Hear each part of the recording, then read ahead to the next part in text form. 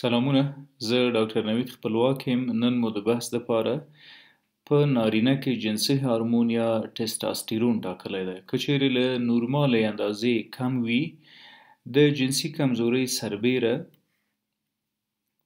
په ډیر کم فزیکي فعالیت یا په ډیر کم کار کې د ډیرې ستړیا احساس کول، بې دلیله خفګان، ژر غوسه کول، همدارقم په غوسه کې لړزیدل، موډ آف وضعیت، کله خوشحاله کله خفه، بغیر له دې چې کوم معقول دلیل ولرو یا کومه ناروغي ورسره ولرو، هر وخت د ولږې احساس او د ولږې په وړاندې بې طاقتي او نه برداشت کول، همدارقم د اعصابو کمزوري، درس نه زده کول، فوکس نه کول، هر وخت د کمزورۍ احساس، لټي او د عضلاتو دردونه. دا ټول هغه څه دي چې د ټسټاسټیرون یا د جنسي هارمون په کمبود کې منځته راځي. ډېری لوستي په دې باور دي چې د جنسي هارمون کمبود یوازې جنسي کمزوري منځته راوستلی شي، چې دا یو غلطه ارزیابي ده. جنسي هارمون په نارینه‌وو کې د ټسټیکل یا د خصیتینو په واسطه یا د هګیو په واسطه او د پروستات د غدې په واسطه تولیدیږي. که څه هم ټسټاسټیرون ته د مردانه هارمون اطلاق کیږي، ولې په ښځمنو کې هم موجود ده. په ښځمنو کې د اووریز یا د تخمو په واسطه یا د ارګانونو په واسطه تولیدیږي اووریز، ولې په نارینه‌وو کې مقدار 2 برابره کم ده. یعنی وبخښئ، په نارینه‌وو کې مقدار 2 برابره د ښځمنو نه زیات ده. یو نارینه تقریبا 8 برابره او له هغې زیات ټسټاسټیرون له ښځمنو نه لري. ښه،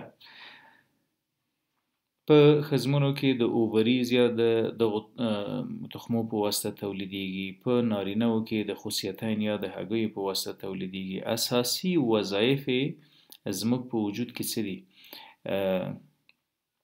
د نارینه د جنسي ارګانونو یا د سکس د ارګانونو د ډیولپمنټ یا د ارتقا او د ودې سبب ګرځي، چې په هغه کې ټسټیکلز موجود دي، په هغه کې د پروستات غده موجوده ده، پروستیټ ګلند، په هغه کې سیمینل ویزایکل وړې نورې غدې دي چې د ایجاکولیشن یا د انزال په وخت کې سپین ترشحات یو ځای کوي د سپرمو سره. ورسره د هډوکو او د عضلاتو جوړښتونه د ټسټاسټیرون د وجې کېږي. ډېری وخت به مو اورېدلي وي چې د زیبایي اندام کوونکي یا جیم ته چې څوک ورځي ټسټاسټیرون نه استفاده کوي، هغه چې مسابقې لري په خپلو عضلاتو کې د ټسټاسټیرون انجکشن کوي. معنا دا چې دا ټسټاسټیرون د عضلاتو د قوت، د سټرینث او د هغې د حجم او د غټوالي سبب ګرځي. که قیاس وکړو چې ټسټاسټیرون همدا موضوع که وګورو په نارینه‌وو او په ښځمنو کې، د نارینه‌وو جسامت غټ ده نسبت د ښځمنو، ځکه چې ټسټاسټیرون زیات لري. همدارقم یې هډوکي قوي دي نسبت د ښځمنو، او دا د ټسټاسټیرون له برکته. د هډوکو په ساخت و ساز کې آسټیوجنسس کې مهمه رول لري. ښه، د ښځو کرکټر که وګورو، یو عجیبه او ښځو ته محدود کرکټر موجود ده. په دو کې د ټسټاسټیرون لیول دا قضاوت کوي. که چیرې د ټسټاسټیرون لیول په ښځمنو کې له حده زیات شو، نو هغې نارینه‌وو ته ورته جسامت پیدا کوي، غږ نارینه‌وو ته کېږي، ګیره او برېت بالاخره پیدا کوي. د عضلاتو جسامت او غټوالی دا د ټسټاسټیرون وظیفه ده. مسکولیچر، د هډوکو قوت او ځواک دا د ټسټاسټیرون وظیفه ده. په ښځمنو کې دا دواړه معکوس یو څه کمزوري دي او هغې ته ورته مسکولیچر او جسامت موجود ده، چې په هغو کې د ټسټاسټیرون کمبود او په نارینه‌وو کې په نورمال ډول زیاتوالی ضامن ده. ښه، په هر حال که چیرې ټسټاسټیرون له نورمالې کچې کم شي، د ټسټاسټیرون نورماله کچه له 100 نانوګرام پر ډیسي لیتر نه تر 3000 نانوګرام پر ډیسي لیتر ده. دا نورماله کچه ده. که چیرې له دې کمیږي نو هرومرو به د جنسي کمزوري ښکار ګرځو. دغه جنسي کمزوري اریکټایل ډسفنکشن یا د نعوز اختلال یا د تناسلي آلې نه شخېدل او نه جګېدل. ښه، د دې ترڅنګ لاس اف لیبیډو یا د شوق و ذوق کمیدل یا مقابل جنس ته میلان کمیدل دا هم د ټستوستیرون یا د دغه هارمون د کمبود د وجې منځته راځي. د ټستوستیرون کمبود که موجود وي سټیمنا یا غځواک او طاقت د جنسي غریزې د ارضا دپاره هم په نارینه‌وو کې کمیږي. نه یوازې دا چې په تناسلي حالت کې حرکات کمیږي بلکې په ټوله کې د جنسي دستګاه په نارینه‌وو کې په ټپه درېږي که چیرې ټستوستیرون کم شي. زموږ د قوت یوه بټنه ټستوستیرون ده. که چیرې ټستوستیرون کمیږي نو په ډېر کم فزیکي فعالیت سره ستړي کیږو، د زړه ضربان پالپټیشنز پیدا کوو، دفع تنګي او ډېر کم کار کوو ولې ډېره زیاته ستړیا ورسره احساس کوو. ډیفیوز سویټینګ ټول وجود مخوله کیږي د ډېر کم فزیکي فعالیت سره. دا د ټستوستیرون د کمبود نښه ده. که چیرې د ټستوستیرون په وجود کې کم وي نو داسې علایمو سره مخ کیږو. ډېر زر غوسه کول، قهر کول، غوسه کې لړزېدل، د حلق وچېدل، د زړه د ضربانو زیاتېدل او بالاخره وروسته بیرته پښیمانه کېدل کله چې عادي حالت ته راځو. دا د موډ آف او موډ سوینګ علایم دي. که چیرې ټستوستیرون په وجود کې کم وي په طبیعي لارو چارو یې څنګه زیاتولی شو، دغه مهم موضوعات دي. یو څه شته باید ستاسو یاداشت ته در ورسوم. ښه، له ټولو مهمه د ټستوستیرون د زیاتوالي دپاره باید موږ هغه علت پیدا کړو. ډېری وخت ډایټ یا خواړه د دې علت ګرځي چې موږ د ټستوستیرون په وجود کې کم ولرو.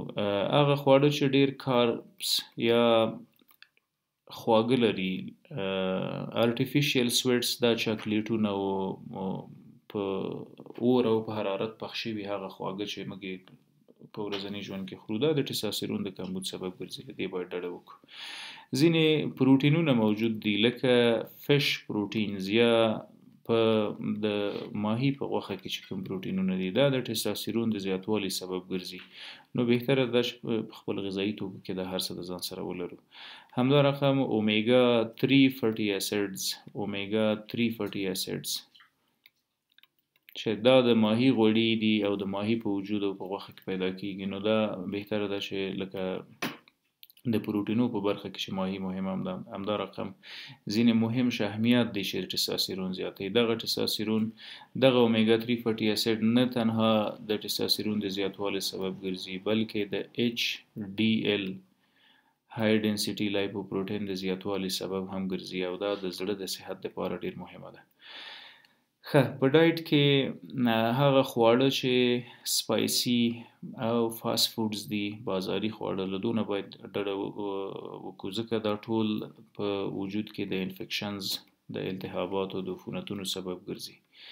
دغه عفونتونه او التهابات مستقیما د کارټیزول یا د سټرس هارمون زیاتوي. کله چې د سټرس هارمون زیات شو نو د ټستوستیرون لیول راغورځېږي، د ټستوستیرون د بلاکیج سبب ګرځي. بهتره ده چې له دغه شیانو پرهیز وکړو تر څو خپل د جنسي هارمون مراقبت مو کړی وي. که خواږه ډېر خورو، مثلا چاکلیټ، کاکاو، د ارټیفیشیل سویټس چې ورته وایي، دا بالاخره کوي چې د ټستوستیرون لیول کموي. څنګه یې کموي؟ په وجود کې د انسولین هارمون زیاتوي. انسولین د خواږو مقدار کنټرولوي. کله چې زیات خواږه وخورو نو زیات انسولین تولیدېږي. کله چې زیات انسولین تولید شو د ټستوستیرون لیول راکموي. نو بهتره ده دغه خوړو نه استفاده ونه کړو. د ډایټ ترڅنګ ځینې سپلمنټس موجود دي، مثلا زنک سپلمنټ. زنک بیشتر د ټابلیټو کپسول په شکل کې پیدا کیږي. همدا رقم د ال ارجنین په نامه امینو اسید، د پروټین د ارجنین چې دا هم د کپسولو ټابلیټ په شکل پیدا کیږي. دوی ډیر مهمه دي چې د ټستوستیرون لیول په لوړ کړو. همدا نشرل ټستوستیرون بوسترز هم همدا دي.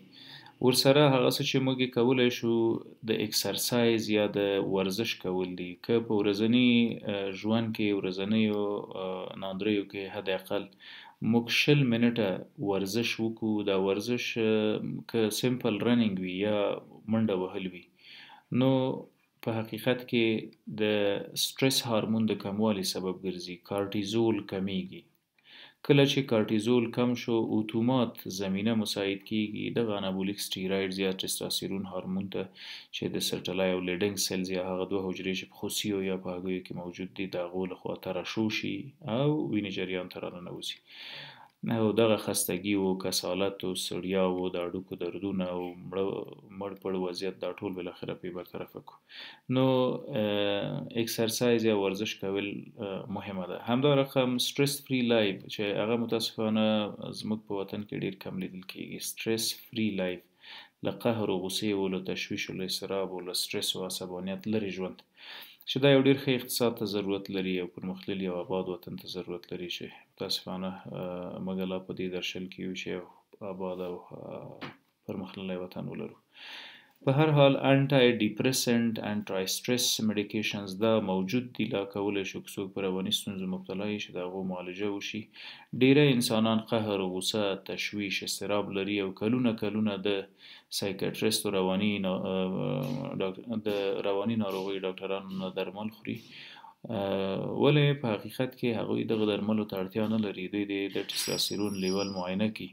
که چیرې ټستوستيرون له 100 تر 3000 نانو ګرام پر ډي سي لیټر و، د دې ټستوستيرون نورمال د نور اسباب او ضوابط د تکلیف ولټوي. که چیرې د ټستوستيرون یا جنسي هارمون لیول کم شوی و، نو بهتره ده چې دا موضوع د خپل معالج ډاکټر سره له نږدې معالجه کړو. مننه.